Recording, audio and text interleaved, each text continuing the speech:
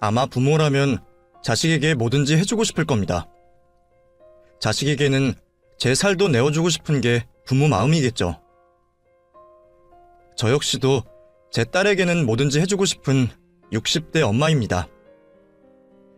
저물어가는 제 나이만큼이나 딸아이도 나이를 먹어 이제 다 큰 성인인데도 왜 이렇게 물가에 내놓는 아이처럼 불안하기만 한지 모르겠어요.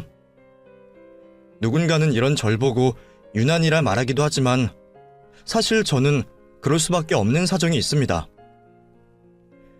아마 딸아이에게 벌어졌던 그 일이 아니었으면 저도 좀 덜하지 않았을까 싶어요. 하지만 본의 아니게 큰일을 겪고 나니 저도 어쩔 수 없이 딸을 걱정하는 마음이 더 커진 듯합니다. 저도 결혼을 해봤고 시어머니 모셔봤으니 남들만큼은 시집살이를 겪어봤습니다. 무서운 시어머니 호령에 혼도 나고 동네 엄마들과 몰래 시어머니 욕도 해봤지만 딱 그만큼의 고통이었어요. 남들과 한탄하고 웃어넘길 그 정도의 시집살이 말이에요. 그런데 제 딸이 저보다 더한 일을 겪었을 줄은 상상도 못했습니다. 한 번 당한 충격이 쉽게 잊혀지지 않는 건지 저는 지금도 그 분이 다 풀리지 않고 딸이 겪었을 고생이 생각나 손이 떨립니다. 그래서 저와 같이 욕이라도 해주셨으면 싶어 사연을 보내봅니다. 저는 방직 공장에서 일을 하시고 시장에서 장사를 하시던 부모님 밑에서 3남매 중 둘째로 태어났습니다. 집안 사정 때문에 학업을 끝마치진 못했지만 어려서부터 셈에 자신이 있던 전 20살이 되기 전에 상사에서 격리로 일할 수 있었습니다. 넉넉하지 않은 형편에 집안에 도움이 되고자 열심히 살아왔어요. 나도 언젠가는 결혼하고 가정 꾸리고 싶다는 생각을 하면서도 일하기 바빠 연애 한번 제대로 하질 못했죠. 그러다 지인의 소개로 제 첫사랑인 남편을 만나게 되었습니다. 무척이나 멋쟁이던 남편은 인기도 참 많았습니다. 저도 다른 여자들과 다르지 않았고 남편을 처음 본 순간 한눈에 그 사람에게 반하고 말았죠. 남편은 제 처음이자 끝사랑이었고 서로 마음 통했던 우리 사이는 빠르게 진전이 되어 어느새 결혼까지 약속할 수 있었습니다. 남편과의 결혼 생활은 참 행복했습니다. 남편은 저를 깊이 사랑했고 표현을 아끼지 않았기에 제가 다른 가진 것은 없어도 남편 하나는 잘 만났다 생각했어요. 그리고 얼마 뒤에는 우리의 사랑의 결실을 가지게 되었네요. 예쁜 우리 딸을 갖게 된 거죠. 우리 두 사람의 사랑을 받으며 태어난 예쁜 딸은 저와 남편을 반씩 닮아 눈에 넣어도 아프지 않을 정도였죠. 딸아이가 커가면서 부리는 재롱에 하루하루 시간이 지나는 게 아쉬울 정도였습니다. 남편도 요즘 말로 딸바보가 되어 항상 퇴근길을 뛰어오곤 했어요. 저도 그런 남편의 마음을 알기에 항상 조심하라고는 말했지만 더 강하게 제지하지 못했죠. 그런데 제가 그 말을 좀 더 강하게 하지 못했던 게 결국 제 평생의 한이 되고 말았습니다. 여느 날처럼 저녁 식사 준비에 한창일 때 집으로 전화 한 통이 걸려왔어요. 바로 남편의 사고 소식이었죠. 퇴근길에 집으로 오던 남편이 차 사고를 당했고 머리에 충격을 받아 위급한 상황이라고 했습니다. 서둘러 병원으로 오라는 전화를 받은 저는 급히 딸아이를 데리고 정신없이 병원으로 향했습니다. 하필 퇴근길이라 막히는 길을 뚫고서야 겨우 병원을 도착했을 때는 남편은 이미 싸늘한 시신이 되어 누워있었습니다. 그때는 사랑하는 제 딸도 눈에 보이지 않았어요. 싸늘하게 식어 누워있는 남편 모습만 들어왔던 저는 어린 딸을 방치한 채 남편의 시신을 끌어안고 한참을 울었습니다. 오늘 아침까지도 따뜻했던 남편의 품이 왜 이렇게 차가운지 금방이라도 일어나 울고 있는 저를 다독여줄 것 같은 남편은 제가 한참을 울어도 일어나지 않았어요. 그렇게 정신없이 오열하던 저는 결국 혼절까지 하고 말았죠. 깨어나자 식구들이 저에게 건네는 위로에 저는 그제서야 제 남편이 죽었다는 걸 인지하게 되었습니다. 분명 퇴근하며 저와 딸아이를 볼 생각에 들떠 있었을 남편을 생각하니 정말 미칠 것만 같았습니다. 가족들 모두 제 탓이 아니라 했지만 남편의 죽음이 모두 제가 부족해서 벌어진 것만 같았어요. 하지만 현실로 돌아와 남편의 죽음을 인정하고 남편 떠나는 길 마음이라도 편하게 보내주어야 했어요. 장례를 치르고 나서 남편 잃은 마음에 정신을 놓고 살았지만 당장 돈을 벌지 않으면 우리 모녀 앞길이 막막했기에 저는 다시 일터로 나갈 수밖에 없었어요. 먹고 사는 게 급하니 어떻게든 살아야 했지만 저는 제정신이 아니었습니다. 일은 하고 있었지만 아무런 의미도 목적도 없이 삶을 이어갈 뿐이었죠. 퇴근을 하고 집으로 돌아오면 전 어두운 방에 홀로 앉아 멍하니 하늘만 바라봤습니다. 그때는 무슨 생각을 했는지도 모를 만큼 잡다한 생각으로 머릿속이 가득했죠. 그땐 친정 부모님도 딸도 제 스스로도 눈에 들어오지 않았습니다. 그러다 제가 정신을 차리게 되는 일이 있었어요. 그날도 슬픔에 빠져 하늘만 멍하니 바라보고 있을 때 문득 딸아이가 저에게 말을 걸어왔습니다. 엄마, 많이 힘들죠? 상은이가 엄마 힘내라고 라면 끓여놨어요. 엄마 라면 먹고 힘내세요. 아빠의 죽음은 이해를 못해도 더 이상은 아빠를 볼 수 없다는 말에 며칠이나 울며 힘들어하던 딸아이였어요. 이제 겨우 6살도 안 된 아이가 어떻게 라면을 혼자 끓였는지 한강물이 된 라면 냄비를 들고 저에게 힘을 내라는 아이의 말에 저는 아이를 안고 오열하고 말았습니다. 제 울음에 자기가 잘못한 듯 미안하다며 우는 아이를 보자 제가 얼마나 잘못 살고 있는지 그제서야 정신이 번쩍 들었어요.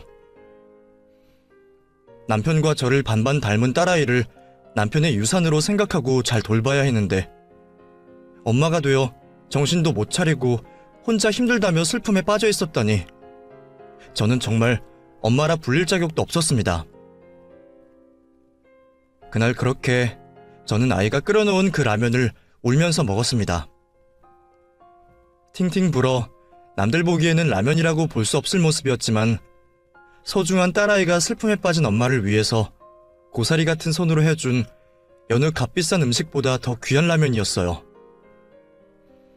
눈물, 콧물 범벅으로 먹던 라면이지만 아직까지 그 라면 맛이 잊혀지지 않네요. 그날부로 정신을 차린 저는 딸을 위해서 열심히 살았습니다. 물론 다른 엄마들에 비하면 빵점짜리 엄마일지 모르겠지만 그래도 저는 많이 노력했습니다. 돈도 중요했지만 어린 딸과 함께 시간을 보내고 싶어서 일터에 양해를 구하면서 아이를 데리고 다녔습니다. 그렇게라도 해야 아이와 시간을 좀 더 보낼 수 있고 혼자 남은 아이를 외롭지 않게 할 것 같았어요. 그런 제 마음을 우리 아이도 알아주었나 봅니다. 보통 그 나이 때 아이들이 가만히 있는다는 게 쉽지 않은 일인데 저희 딸은 참 얌전했어요. 자기가 시끄러우면 엄마한테 곤란할 상황이 생긴다는 걸 알고 있는 건지 상황을 알고 엄마를 위해 신경을 쓰는 아이의 모습을 보자 저는 고마우면서도 가슴이 아팠습니다. 아이를 데리고 다니며 일을 한다는 게 어쩌면 저에게도 아이에게도 못할 짓이라는 생각이 들었습니다. 그래서 저는 집에서 공부방을 열어보기로 했어요. 물론 제가 대단한 명문대를 나온 것도 아니고 학원 선생님으로 일을 해본 적은 없지만 학창시절에도 종종 친구들을 알려주었고 과외도 해본 적이 있었기에 자신 있었어요. 그리고 무엇보다 딸아이와 안정적으로 시간을 보낼 수 있었죠. 처음부터 쉽진 않았지만 저렴한 가격의 아이들을 가르친다고 하니 주변 몇몇 분들이 아이들을 데리고 오셨습니다. 그리고 다행히 그 아이들이 성적이 오르자 다른 학생들도 찾아오게 되었죠. 그렇게 조금씩 늘어가는 공부방 학생들로 인해 딸과 저의 생활도 점차 안정적으로 지낼 수 있었습니다. 제 노력이 통했던 건지 딸아이는 참 바르게 자라주었습니다. 어쩌면 아버지가 일찍 돌아가셔서 위축되고 힘들어할 수도 있을 텐데 우리 딸은 그러지 않았어요. 아빠를 닮아 그런지 딸아이는 긍정적인 성격에 다른 친구들과도 잘 어울리며 친구들을 돕고 챙기며 인기도 많아 남들은 한 번 하기 힘들다는 반장도 몇 번이나 했었어요. 게다가 엄마가 하는 공부방 때문인지 조금만 알려줘도 곧잘 이해하고 학업 성취도 컸던 딸아이는 학교에서 받는 시험 성적 또한 우수했습니다. 제가 손댈 곳 하나 없이 알아서 뭐든 잘해내는 딸아이를 보면서 저는 항상 흐뭇했죠. 내 딸이라 그런 게 아니라 정말 남들이 부러워할 만한 그런 잘난 자식이었어요. 학교를 갈 때마다 선생님들께서 항상 아이 칭찬을 해주셔서 다른 학부모님들의 부러움도 많이 샀습니다. 그렇게 걱정 하나 없이 자라주던 딸아이에게 처음으로 교우 문제가 생겨 담임 선생님의 부름을 받게 되었어요. 안녕하세요. 선생님, 오랜만에 찾아뵈어서 죄송합니다. 그런데 우리 상은이한테 무슨 일이라도 있나요? 네, 어머님. 다름이 아니라 상은이가 같은 반 학생을 따돌려서요. 이게 또 집단적으로 벌어진 일인데 상은이가 주도를 해서 괴롭혔나 봐요. 저도 지금까지 상은이가 모범이 되는 아이라 그런 일을 의심하지 않았는데 이번에는 피해 학생이 직접 지목을 해서 알게 되었습니다. 네? 상은이가요? 아니, 우리 상은이가 그럴 애가 아닌데 지금 상은이는 어디 있죠? 어머님도 놀라셨을 텐데 너무 걱정하지 마시고요. 지금은 학생부 선생님들께서 아이들한테 이번 학교 폭력으로 물어보고 계실 거예요. 잠시 교무실에서 기다리시죠. 내 자식이라 무턱대고 감싼 것이 아니라 사실이 그랬습니다. 상은이는 다른 사람의 모자람을 보면 늘 제 몫을 남들에게 양보하고 언제나 남들 도와주기 바쁜 아이였어요. 가끔은 너무 손해보고 사는 것 같아서 엄마인 제가 더 답답할 정도였죠. 그런데 그런 제 딸아이가 왕따를 주동하고 학교 폭력을 선동하다니요. 아무리 피해 학생의 입에서 나온 얘기라고 해도 저는 그 얘기가 믿기질 않았습니다. 그래도 같은 자식을 둔 입장에서 딸아이의 잘못을 두고 볼 수 없었고 그게 사실이라면 저 역시도 대충 넘어갈 일이 아니라고 생각했어요. 상은아, 어떻게 된 건지 이야기해봐. 엄마, 학교 오시게 해서 죄송해요. 근데 저 아이니 괴롭힌 적 없어요. 오히려 괴롭힘 당하는 아이니를 제가 도와줬는데 이게 무슨 일인지 저도 모르겠어요. 그러면 너는 괴롭히지도 않았는데 피해 학생이 너를 지목한 거라고? 엄마가 항상 당당하게 살라고 했지. 거짓말도 마찬가지야. 엄마를 속이는 걸 떠나서 너 자신한테 당당하길 바래. 다시 물어볼게. 너 피해 학생 괴롭힌 적 없어? 네, 엄마. 저 아이니 도와줬으면 도와줬지. 절대 괴롭힌 적은 없어요. 믿어주세요. 저는 제 아이를 믿었습니다. 아이 입에서 자신이 피해자를 괴롭혔다면 아이를 호되게 혼냈을 거고 저도 학교에서 피해 학생과 학부모에게 무릎을 꿇어서라도 용서를 구했을 거예요. 하지만 딸아이는 자신은 결백하다 말하고 있었고 저는 그런 딸아이의 말을 믿고 기다리기로 했어요. 그리고 얼마 뒤 다시 담임 선생님에게서 전화를 받게 되었습니다. 조사 결과 제 딸이 지목된 그 일에 오해가 있었다는 거였어요.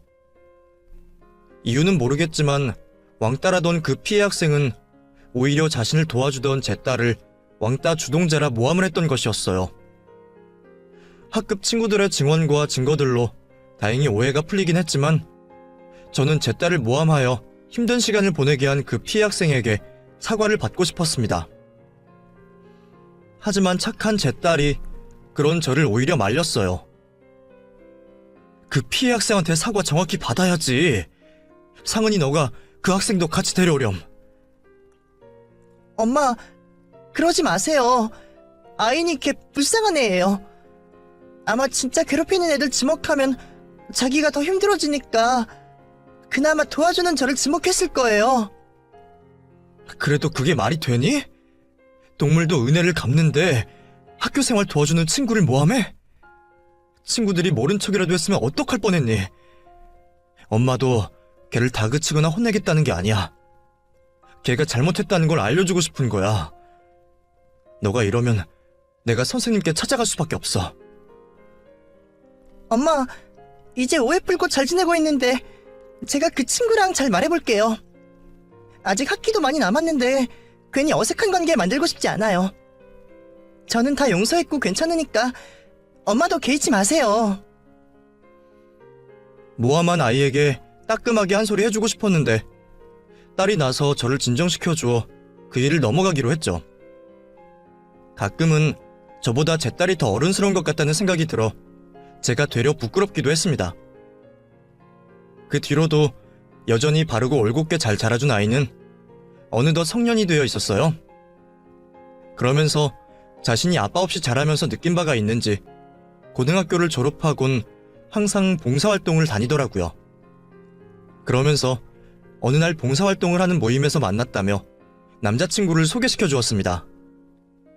시간이 흐르며 제 딸도 언젠가는 제품을 떠나 결혼을 하는 날이 온다는 것을 알았지만 그 시간이 얼마 안 남았다고 생각하니 참 섭섭하더라고요.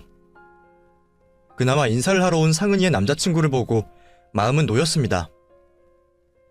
상은이 남자친구는 뽀얀 얼굴에 눈은 처져서 첫눈에 보기만 해도 순한 남자아이로 보였어요. 잠깐 나눈 대화만 봐도 어디서 저렇게 상은이랑 비슷한 걸 데리고 왔나 싶을 정도로 제 딸과 닮아 있었더라고요. 거기다 자기들끼리 통하는 게 많은지 서로를 보기만 해도 좋아 죽는 모습을 보니 마치 저와 남편을 보는 것 같기도 했고 딸아이의 행복이 그려져서 제가 다른 말을 할 것도 없었습니다. 죽고 못 사는 모습을 보니 상황이 어떻게 되더라도 둘이서 잘 헤쳐나가겠다 싶었죠.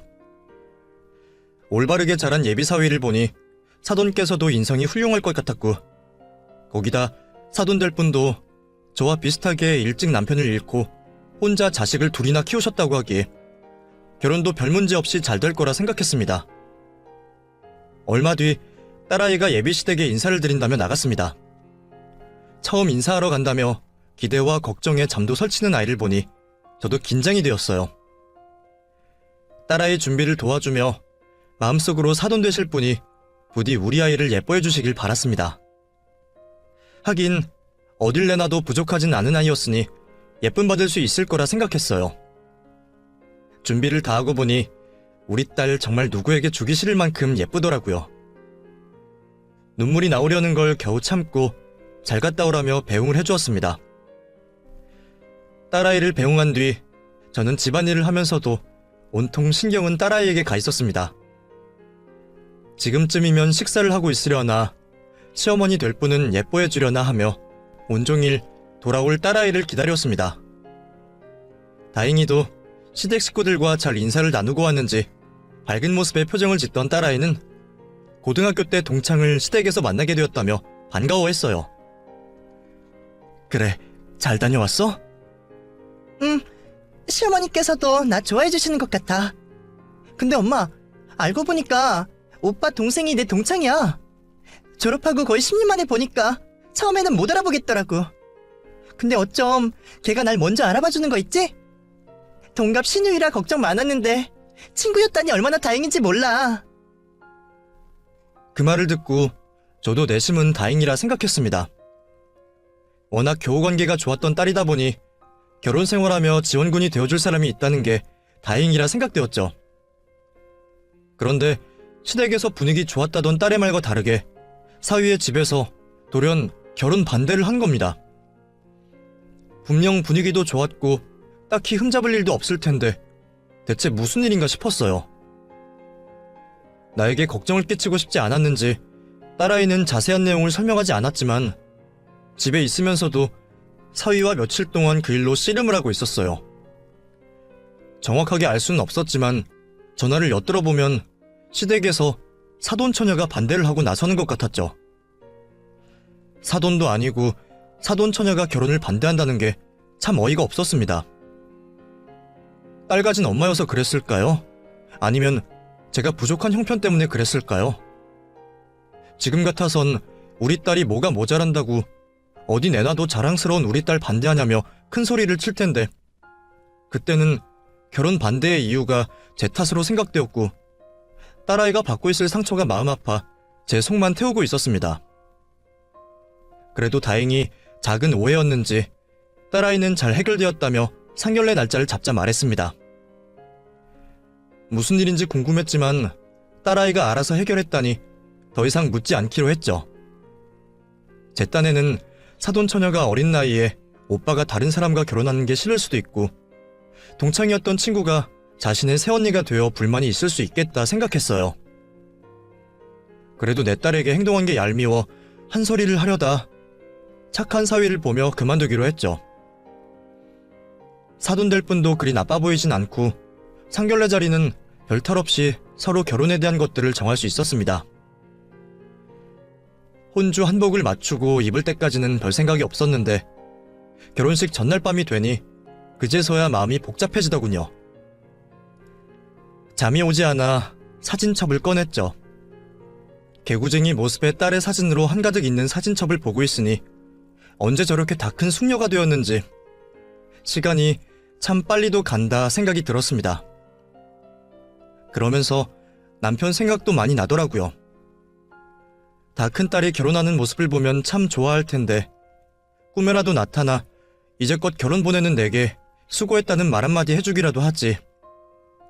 그날 밤은 그렇게 한참을 사진첩을 뒤적이며 보냈습니다.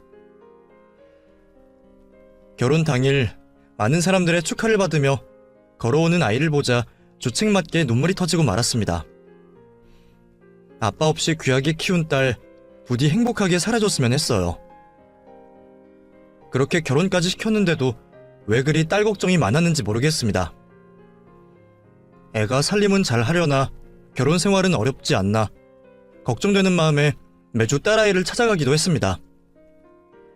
장모가 주말까지 찾아오면 불편할 만도 한데 사람 좋은 사위는 저에게 눈치 주지 않았어요.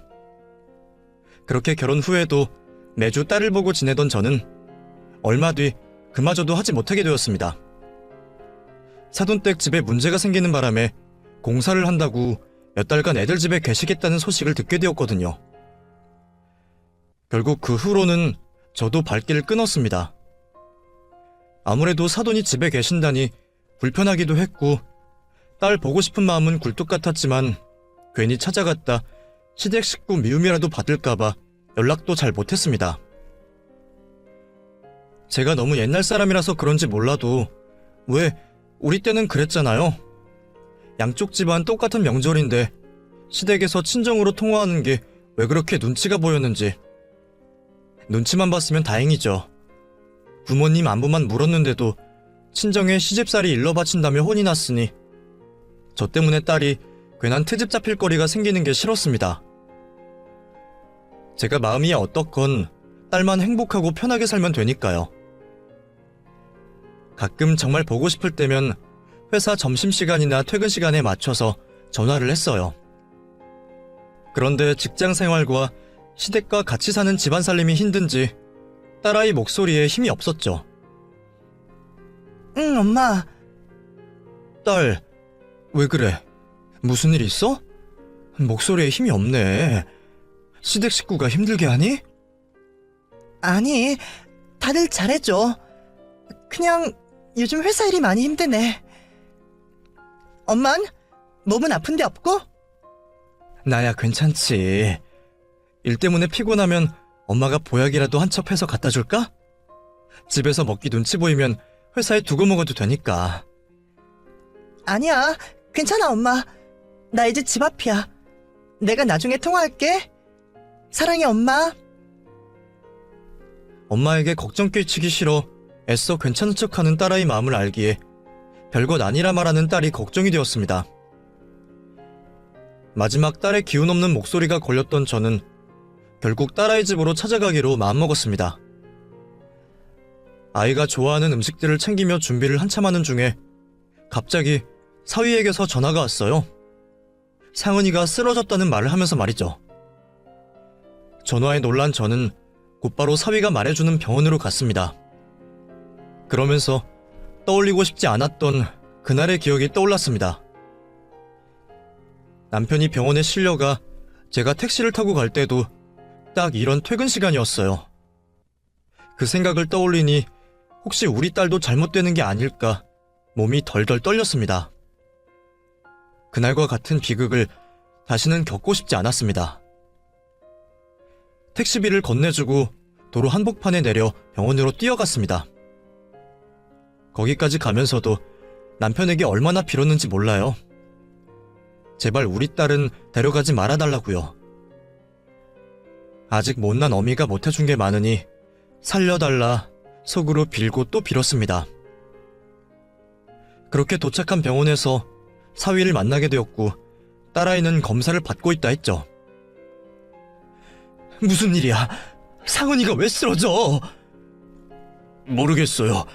저도 회사에 있다가 알게 되어서요. 어머님 말씀으론 주방 쪽으로 쓰러져 있었다고. 그래서 의사는 뭐라고 하고 뭐 때문에 그렇다니? 의식이 아직 없는 거야? 네. 의사도 검사를 해봐야 알겠다고 그러네요. 검사는 오래 걸렸습니다. 원인을 쉽게 알 수 없는지 한참이 걸렸어요. 그렇게 오래 기다려 알게 된 딸의 병명은 듣기에도 생소한 병명이었습니다. 락트인 신드롬이라는 희귀한 병명이었죠. 온몸이 마비가 된 것처럼 움직일 수 없었고 의식은 있었지만 반응을 하지 않았어요. 그렇다고 뇌사 상태나 식물인간도 아니었습니다. 의사 선생님 말로는 몸에 정신이 갇혀있다고 생각하면 된다 했습니다. 다행히 빠른 발견과 조기 치료로 뇌에는 문제가 있지 않았지만 언제 회복될지는 전혀 알 수 없다 말하셨어요. 왜 갑자기 내 딸에게 그런 몹쓸병이 생긴 건지 억울한 생각이 들기도 전에 그래도 무사히 살아만 있어주어서 감사했습니다. 그리고 더 끔찍한 일이 생기기 전에 대처를 잘해준 사위와 사돈에게 감사했어요. 그렇게 제 딸은 사지가 마비되어 꼼짝없이 누워있었고 그날부터 저는 아이를 깨우기 위해 모든 노력을 다했습니다. 병원에 기거하며 홀로 있는 딸아이 곁을 지켰죠. 매일 깨끗한 수건으로 아이 몸을 닦이면서 제가 뭐라도 할 수 있는 일이 생기기만을 바랬습니다. 힘들긴 해도 당연히 내가 해야 할 일이라 생각했는데 고맙게도 옆에서 사위가 많이 도와줘서 지치지 않고 감명할 수 있었어요. 사실 저도 저였지만 사위 역시 힘들어하기는 마찬가지였어요. 제 앞에서는 죄송하다며 말도 잘 못했지만 가끔씩 몰래 울고 온 건지 눈시울이 벌건 것을 몇 번이나 봤습니다. 이유도 모르고 딸이 그렇게 된 것을 제 탓을 하고 있었는데 사위 역시 자책이 심했을 겁니다. 그 마음을 제가 왜 모르겠나요? 그래도 다행인지 의사 선생님 말론 아이가 말을 알아들을 거라 하셨어요. 의식이 갇혀있을 뿐이니 자꾸 말을 걸어주는 것이 도움이 될지 모른다 하셨죠. 그래서 저는 딸아이에게 그동안 부끄러워서 입이 떨어지지 않아서 하지 못했던 제 속마음을 이야기했습니다. 그러는 우리의 노력에도 딸아이는 일어나지 못했습니다. 처음에는 의식이 있다는 말에 희망을 느끼며 기다려왔지만 계속되는 기다림에 더 이상은 사위에게도 못할 짓이라 생각되었어요. 사실 그 생각도 사돈이 찾아와 하신 말에 생각이 들었죠. 사돈이 먼저 나서서 저희 아들 놔주세요. 같은 자식 키우는 입장에 사돈 마음도 이해하지만 또 같은 입장이니 제 입장도 아시겠죠. 우리 병민이 저대로 두기에는 너무 아까운 아이 아닙니까? 벌써 몇 년이 지났습니까? 사실 그만큼 기다렸으면 다들 할 만큼 한 거예요. 제 말은 영 듣질 않으니 사돈이 말씀 좀 잘해주세요. 부탁드립니다. 누워있는 내 딸이 가망이 없다며 아들을 놔달라는 사돈의 얘기에 속이 상했습니다. 화도 나고 섭섭하기도 했어요. 그러면서도 그 마음이 이해가 되었습니다.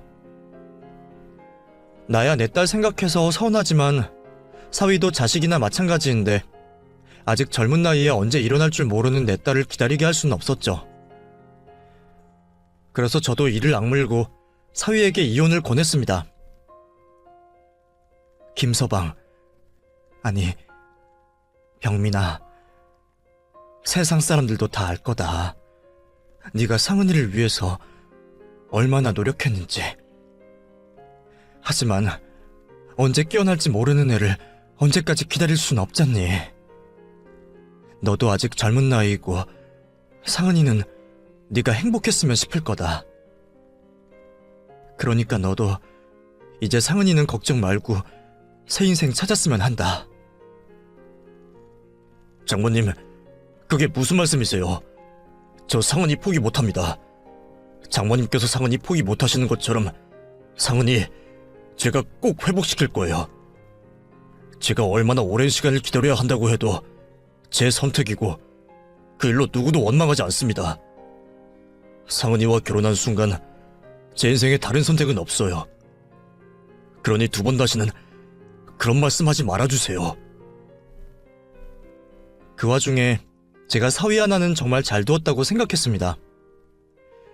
김서방은 다른 누가 봐도 탐낼 사위감이고 남편감이었습니다.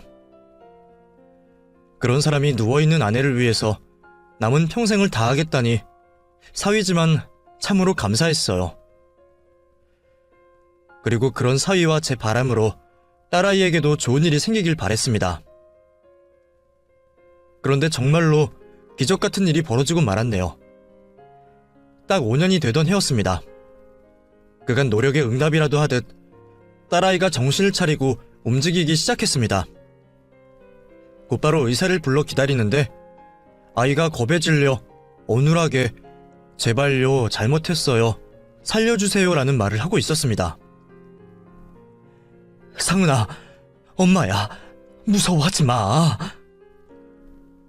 다행히 곧바로 의사가 와 딸의 상태를 살폈고 5년 만에 회복에 일시적 쇼크일 수 있다며 처치를 해주었습니다.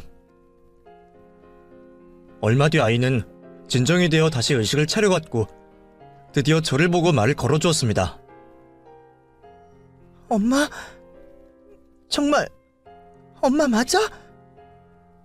그래, 엄마야. 엄마 맞아. 저는 딸을 안아 안심시켰고 딸은 한참을 제 품 안에서 울었습니다. 한참 만에야 딸아이는 정신이 돌아온 듯 싶었어요. 아까는 경황이 없어 사위와 시댁에 알리지 못해 연락을 하려는데 아이가 저를 막더군요. 그리고는 아직 어눌한 말로 자신에게 있었던 지난 일을 저에게 설명해 주었습니다. 시작은 사돈처녀였어요. 동창이라며 딸이 반가워하던 사돈처녀는 알고 보니 예전 딸이 고등학생 때 학교폭력 주동자라며 모함을 했던 그 학생이었습니다. 그동안 사돈처녀는 제 딸에게 자격지심이나 질투를 느꼈던 것 같습니다. 홀어머니 밑에서 자신과 비슷한 환경에서 살고 있는 딸을 보면서 자신과 많이 비교했었나 봅니다. 열등감인지 뭔지 그때도 자격지심에 제 딸을 학교폭력 주동자로 모함을 했고 결국 자신의 거짓말이 들통나자 모든 원인을 상은이에게 몰아가며 미워하는 마음을 키웠다고 합니다. 그러다 세월이 흘러 어쩌다 올케 시누이 사이로 만나게 된 거죠. 이전 고등학교 때 일을 잊었던 상은이와 달리 증오심을 품고 있던 사돈처녀는 또다시 거짓말을 하며 결혼을 반대했다고 합니다. 오빠, 최상은 걔 진짜 나 엄청 괴롭혔다니까? 걔가 성적이 좋아서 선생님들이 일을 축소한 거야. 아이나, 그만해라. 나도 그때 무슨 일인지 다 들었잖아. 동생한테 무관심한 오빠 같아서 내가 직접 발로 나서서 네 친구들한테 물어보고 다녔잖아. 결국 왕따도 다 네가 못된 짓 하니까 미움받은 거였고 상은이는 오히려 너를 감싸고 도와줬다며. 엄마한테도 거짓말했던 거 아니까 이제 그만해. 아이나, 그때 한 사과는 다 거짓이야? 이렇게 만나게 되었으면 미안한 마음에 더 잘해줄 생각을 해야지. 이제 가족될 사이인데 너도 그만해라. 오빠도 걔한테 속고 있는 거야. 제 딸의 성품을 잘 알고 있는 사위는 그 일을 당연히 믿지 않았지만 사돈은 사돈 처녀의 말을 그대로 믿었나 봅니다. 나중에 사위에게 들어서 알게 되었지만 사돈 처녀가 어린 시절부터 문제가 많았다고 해요. 약간의 우울증도 있고 애정결핍도 있고요. 그러다 보니 사위도 동생을 많이 챙겼고 사돈 입장에서는 안 그래도 안으로 굽는 팔 더 굽었나 봅니다. 어쩌면 저처럼 딸한테 못다 해준 마음에 거짓말인 것을 알면서도 믿으려고 했는지도 모르죠. 그래도 사위가 나서서 증거들을 들이밀며 제 딸을 옹호했고 다행히 오해는 풀렸다 생각했죠. 그 후 결혼까지 하게 되었지만 그 두 모녀는 끝내 제 딸을 미워했던 모양입니다. 같이 살게 된 이후로도 사위 앞에서는 착한 시모와 시누이 모습이었지만 사위가 없을 때는 제 딸을 그렇게 못살게 굴고 심하게 괴롭혔다고 합니다. 사사건건 시비에 타박을 하고 하다못해 애비 없어 그리 컸냐는 얘기까지 들었으니 여리디 여린 제 딸이 그 충격을 버틸 수가 있었을까요? 그런 상황에서도 남편과 제가 걱정할까 혼자서 모든 걸 버티던 딸아이는 어느 날 쓰러지고 만 거죠. 모든 걸 알게 된 저는 착한 딸이 이렇게 바보 같을 수 없었어요. 엄마에게 전화 한 통화만 하면 제가 당장 달려가 딸아이를 데려왔을 텐데, 아니, 사위에게 똑바로 하라며 말이라도 했어야 했어요. 그런데 그 지경이 되도록 참은 걸 보니 제가 딸을 잘못 키웠나 싶었어요. 저나 사위 걱정에 사실을 말해볼 생각도 못한 제 딸은 홀로 그 고통을 견뎌야 했고 어쩌면 이유 없던 아이의 병이 그 스트레스 때문이었구나 싶어 기가 막혔습니다. 그래놓고 자기 아들 놔달라 내게 부탁하고 심지어 며칠 전 노처녀라서 걱정하던 자기 딸 드디어 좋은 집에 시집 간다며 내 앞에 자랑까지 하고 간 그 여자를 도저히 용서할 수가 없었습니다. 사돈, 저희 딸 이야기 들으셨나요?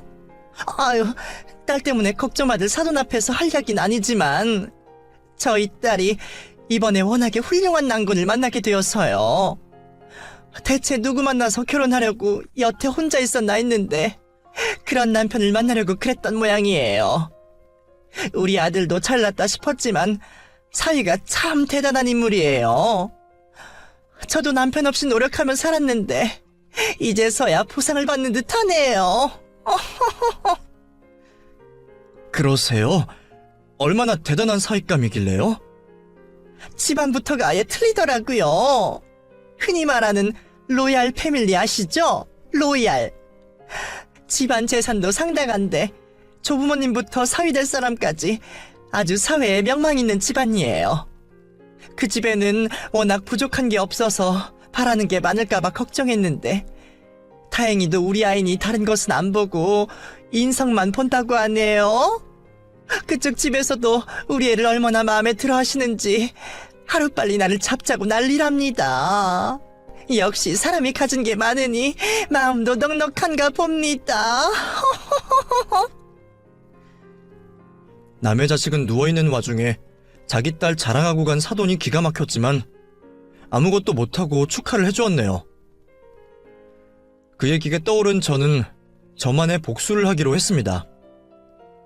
법적으로 무슨 방법이 없나 싶어 변호사 사무실들을 다 돌아봤지만 몇 년 전 딸이 당한 일들을 입증하기도 힘들고 처벌도 쉽지 않다고 했습니다. 결국 제가 직접 저지르는 수밖에 없었습니다. 딸아이는 이 와중에도 일어났으니 다행 아니냐 말했지만 저는 더 이상 그 모녀의 악행을 두고 볼 수 없었고 내 딸 눈에 피눈물 나게 한 그 여자에게 잠시나마 똑같은 지옥을 돌려주고 싶었습니다. 그 집 딸년이 상견례하는 날짜와 장소를 알게 된 저는 독한 마음을 품은 채 그 자리를 찾아갔습니다. 며느리와 새언니를 그렇게 만들어 놓고도 죄책감 없이 하하호호 하고 있는 모습을 보니 당장에 상이라도 뒤엎고 싶었지만 상대방 측은 무슨 죄겠어요? 어머, 사돈, 무슨 일로 여기 오셨어요? 안녕하세요. 저는 저기 있는 며느리분 오빠 장모 되는 사람이에요. 저도 자식이 있고 결혼시켜봐서 알지만 결혼이라는 게 얼마나 중요한 일인가요? 들어보니 대단하신 집안에 잘 키운 아드님이신 것 같은데 귀하게 키우신 아드님 괜한 여자한테 사기 결혼 당하시면 안 되지 않습니까? 이걸 보고도 결혼시키실 생각이 드실지 모르겠지만 이것 좀 보시는 게 좋을 것 같아요. 그리곤 제가 직접 제본까지 해온 책자를 남자 측 사람들에게 하나씩 드렸습니다. 그곳에는 제가 직접 발로 뛰고 만나서 이야기를 들은 내용을 빼곡히 적어뒀거든요. 혹시나 제가 깽판을 치다가 말도 꺼내지 못하고 쫓겨날까 싶어 미리 준비한 것들이죠. 그것들이 내 딸에게 무슨 짓을 했는지 그 딸년의 실체를 낱낱이 알려주기 위해 초등학교 친구부터 대학 친구까지 정말 만날 수 있다면 다 만나봤습니다. 얼마나 개차반으로 살아왔기에 사돈처녀를 기억하는 친구들은 하나같이 못된 친구였다고 말을 하더라고요. 그리고 제일 마지막 단락에는 제 딸아이의 경험담을 적어놨죠. 물론 같이 살며 괴롭힌 내용까지 말이죠. 두꺼운 책을 다 읽기도 전에 이미 이런 소동이 불편한 건지 남자 측 식구들께선 벌써 자리를 일어서려 하셨습니다. 하기야 명망 있는 집안에서 자범 있는 결혼을 시키려고 하겠나요? 정말로 그 딸년이 뭐가 잘난 것도 아닌데 말입니다. 결혼관에서는 좀 미뤄야 할 것 같습니다. 저희 가족 모두 상의 후에 아들 통해 연락을 드리죠. 아니, 사돈, 사부인. 자기야, 이거 다 거짓말이야. 나 지금까지 봐왔잖아. 나랑 내려가서 이야기하자. 내가 연락할게. 오늘은 들어가서 쉬어. 울고불고 매달리며 한바탕 난리가 난 상황에서 당장 남자 바지가랑이라도 잡아야 했는지 정말 볼만했죠. 그리고 그제서야 제가 눈에 들어왔는지 본색을 보이더군요. 당신, 내 딸 앞길 망치려고 작정했어? 무슨 악한 심정이 있어서 이러는 거야? 움직이지도 못하는 딸, 우리 아들이 옆에 있어주는 것만으로도 처리해야 하는 판에. 이것들이 어디서 큰 소리야? 너네 책 맨 뒤에 못 봤어? 내 딸 깨어났어, 알아?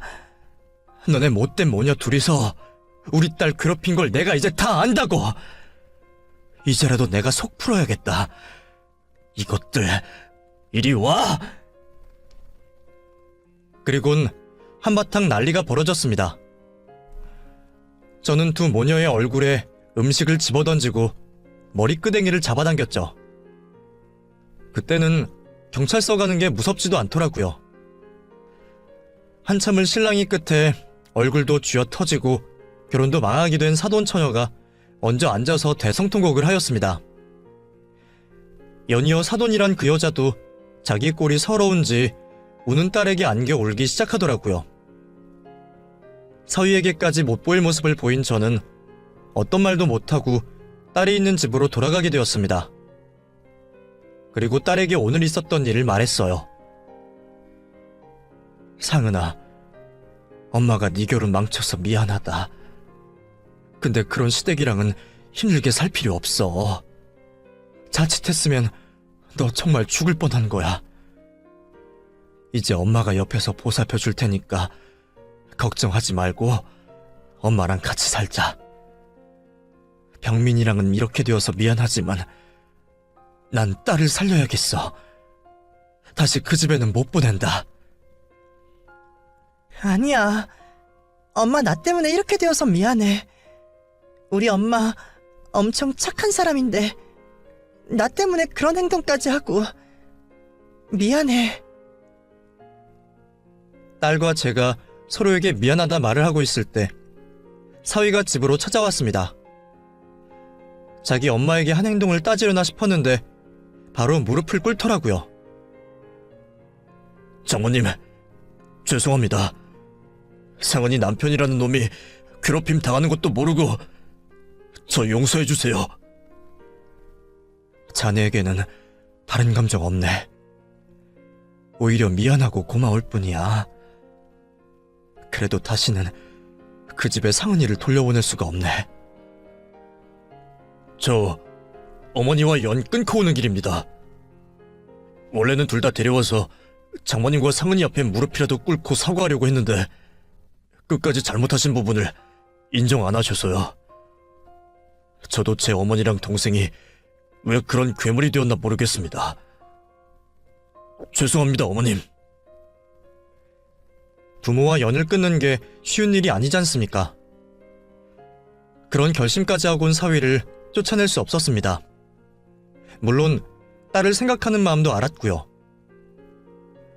그 후로 아직 회복을 하고 있는 딸과 사위, 저 이렇게 세 명이 같이 살고 있습니다. 혹시 저도 못된 장모가 될까 싶어 혼자 살겠다고 했는데 사위가 이제는 딸과 떨어져서 살지 말라고 하네요. 아직 딸은 몸을 움직이는 데 있어 정상적이지 않아 병원 치료를 받고 있습니다. 그래도 몸은 불편하지만 딸은 행복하게 지내고 있어요. 사랑하는 사람들과 살고 있어 죽을 만큼 행복하다는 제 딸의 웃는 모습을 보면 저도 행복해집니다. 그나마 저의 마지막 소원은 딸아이가 부디 예전처럼 완벽히 몸이 회복되었으면 하네요. 이제는 딸 옆에 떨어지지 않고 꼭 붙어 살아가려고 합니다. 여러분들도 짧은 인생 사랑하는 자식, 부모와 행복하게 하셨으면 하네요. 감사합니다.